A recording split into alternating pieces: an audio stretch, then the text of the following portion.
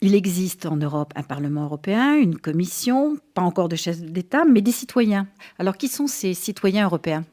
Alors, ce qu'il faut d'abord dire, c'est que cette notion de citoyenneté européenne n'est pas une notion qui est née en 1957, mais plus tardivement, 1992, avec le traité de Maastricht, et qui finalement se complète la notion de ressortissant de l'Union européenne, qui est une notion plus neutre.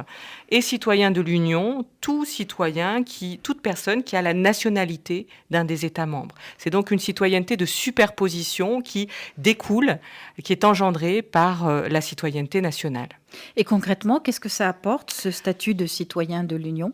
Le statut de citoyen, comme tous les statuts de citoyen, offre des droits, parfois des obligations. Dans le traité, n'étaient énumérés que des droits. Le droit de circuler, de séjourner librement sur le territoire des États membres. Le droit de vote, d'éligibilité aux élections municipales ou aux élections européennes dans l'État membre où vous résidez, ou encore le droit d'initiative citoyenne, le droit à la protection diplomatique et consulaire, ou encore le droit de pétition, de recours aux médiateurs. Donc un ensemble de droits civils et politiques accompagnant ce droit à la libre circulation.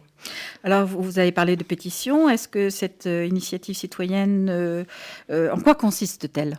Alors, ce droit d'initiative citoyenne est un droit encore plus récent que les droits classiquement accompagnant le statut de citoyen, déduit du statut de citoyen, puisque ce droit d'initiative citoyenne est né avec le traité de Lisbonne, donc le dernier traité sur l'Union européenne. Vous pouvez rappeler l'année? 2009, et il permet d'adresser finalement à la Commission une suggestion de proposition que la Commission pourrait faire à la fois au Conseil et au Parlement.